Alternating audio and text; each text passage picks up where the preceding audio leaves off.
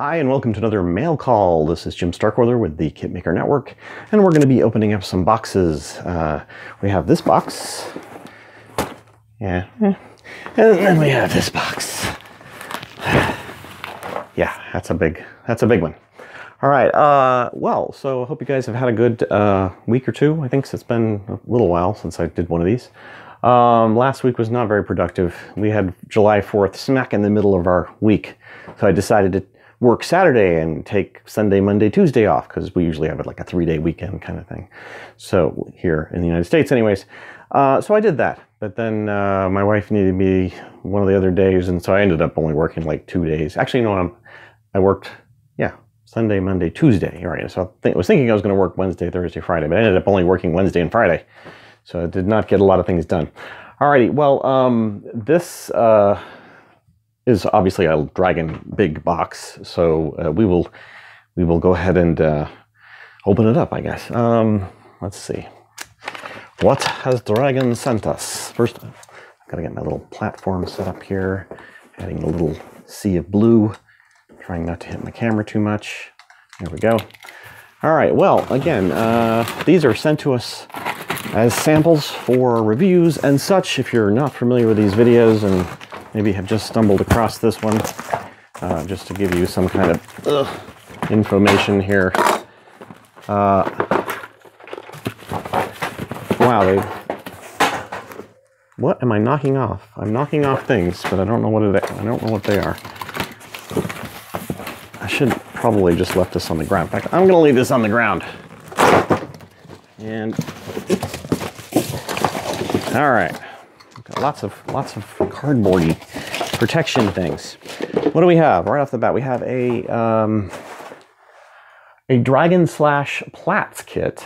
Platts is a manufacturer I'm familiar with, but I'm not sure what components they're using. Maybe it's a kit done in conjunction with them. But this is a Panzerkampfwagen 4 Os D, as you can see. Put it up there. In 1/35th scale. And looks like then we have a T-54E1 Dragon. This is an American prototype or paper engineered tank, meaning it never got built. It's in World of Tanks, yeah. So yet another World of Tanks tank that has made it into. I don't believe this tank's ever been available before in plastic, so might be wrong about that, but I've never seen one anyways.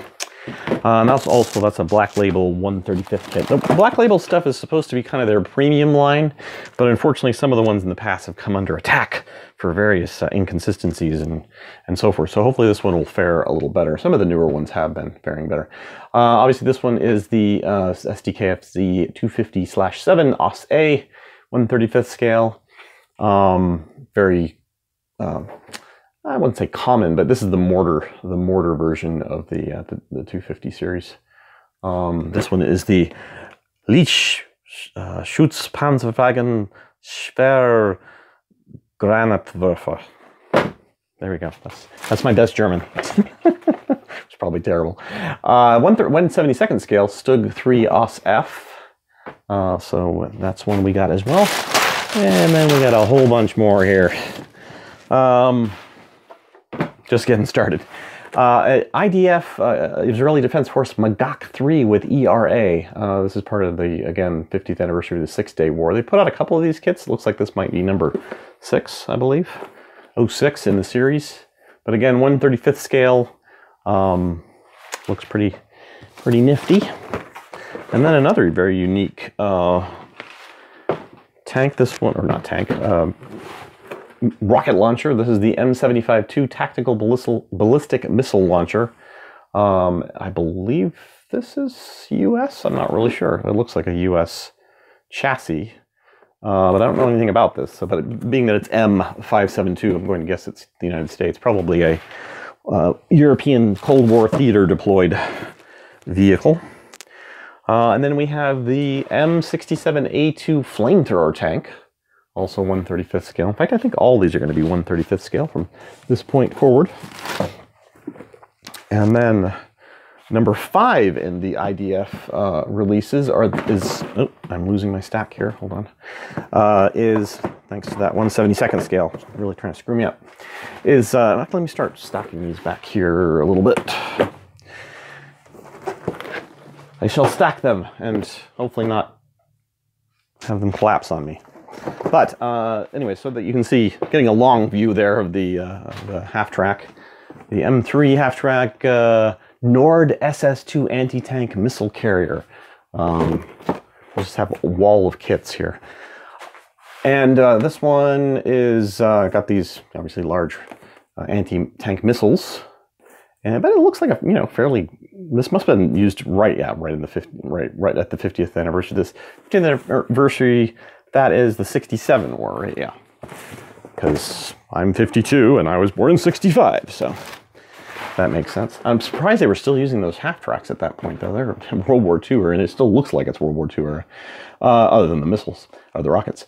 Stug 3G OS-A, the Michael Whitman version, LAH Barbarossa, 1941. So, not sure if that figure is included. Interesting. They don't usually have a lot of figures on these in these photos, these types of graphics, anyway. So maybe they're trying to show you that he is included, but there's nothing I can see on the box.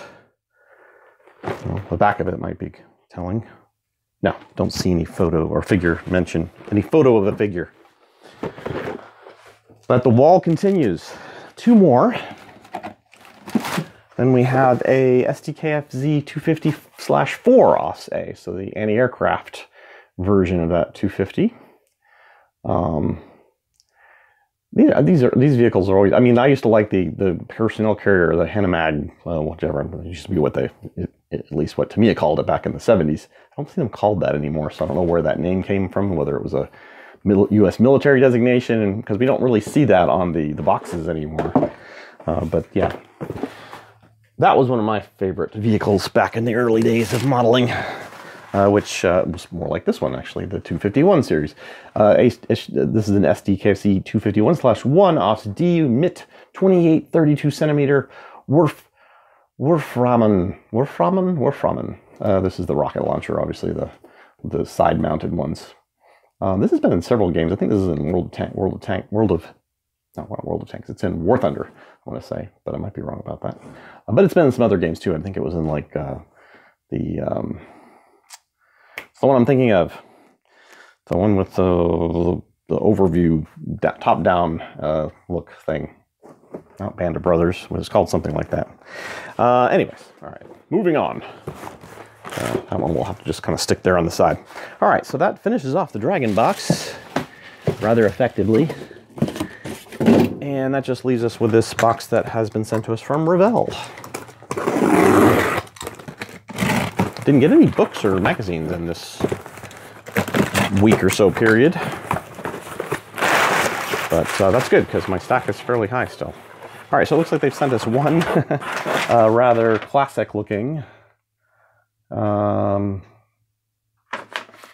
Rebel USA Facebook currently has over 43,000 likes. So if you haven't liked the Revell page yet, you need to get out there and like it. This one is the H-19 rescue helicopter in 1/72nd scale?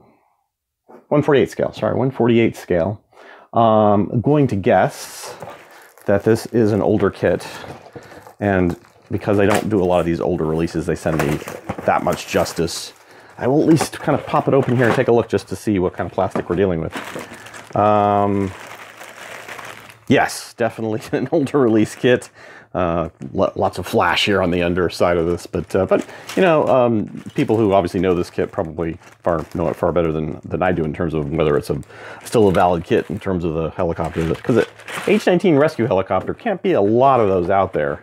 I remember seeing this in movies back in the day, because it has this funky cockpit canopy up here at the top, and then I'm not sure what they used the nose cone area for. Maybe it had radar in it, you think? Something like that? I don't know. But yeah, a rescue helicopter with even the wheels for landing on tarmac, and I guess rolling it around or landing on the carrier deck and moving it about, but or the pontoons. But that's a late 50s, early 60s, I believe, period kind of thing. So Wallow kits. Oh, let's not forget the Stuck. All right, so that's 1, 2, 3, 4, 5, 6, 7, 9, 12 kits. 12 kits have come in now. And I will get these on the samples list as soon as possible. If you're not familiar with how the process works, basically, you know, if you've contributed in the past to us, it's a lot more likely that you'd get something. In other words, if you've submitted a review, even of your own on Armorama, in this case, since it's mostly Armorama with one arrow scale potential. And what else? What else do I want to talk about? I think that's about it. And hopefully working on some code-related issues this week that hopefully clean up a few things on the sites. Otherwise, yeah. So for those of you on YouTube who are new to this video, yeah, I run some websites that are kind of been around for 10, 15, 20, well, not 20 years yet, but we're getting on there, 15, 16 years now. Yeah, that's it. This channel is not just about the YouTube videos. So many people, oh yeah, like this is the only thing I do is YouTube. No, we just use YouTube to basically get the word out, put up some videos that we then put on our websites and so forth. And I wish that all the older modelers on our sites loved videos, but they don't. So we don't get the kind of view things. Like if I had written a written article on a lot of these kits, I'd probably get more clicks or whatever, get more people reading them than the videos. I don't know why our members don't watch videos, because they still have visual information. It's more about the visual information than it is about the text. But you know, so many text reviews, I kind of really seriously wonder whether they're read through entirely. You know, sorry, Cookie Soul, but you know, how many of those reviews you've done over the last 20-something years, people actually just like read the highlights and then they skip all the rest. So yeah, so that's one of the reasons why I just decided to adopt unboxing reviews for a lot of my videos, because I just don't feel like, just like you guys, and I know you do this.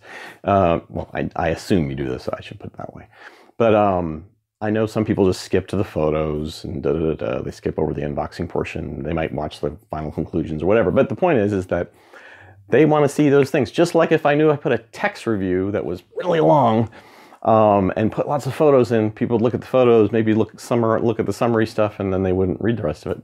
We want to know why I know this? Because we're all limited in terms of the time that we can spend doing these things. So I do have to laugh when people put up, you know, videos that are really, really long. Not that some people won't watch them all the way through. They will. I mean, it's just, but the numbers, the majority of people will not. So I don't know. Just like most of the people have stopped watching this. I finished unboxing the things, and now they're like 20 or 30% of the people who watch this video probably only watch this part. So, you know, I'm talking to you. No, actually, I'm talking to them, but they're not here. Damn. Oh well. Well, you guys that are still here, you're not the issue. you're fine. So, thanks for the thumbs ups and the likes and the comments and stuff. You know, this is the case of kind of like the maybe it's just human nature, but it's like the story of the internet. You know, it's like basically of the core group of people, and then the rest of the people are kind of like the lurkers and the people who watch stuff without, you know, really having time or inclination to comment, contribute, or whatever. And again, I'm not trying to knock them over the head or anything. It's just that's the way it is. That's the way the cookie crumbles, I guess. Cookies. I'm hungry. All right. Well, thanks for watching. There's information down the bottom about samples and such. And if you have any comments, questions, suggestions, please put them below in the comments area, because of course I know you've all watched till the end here. And thanks for watching. We'll see you next time.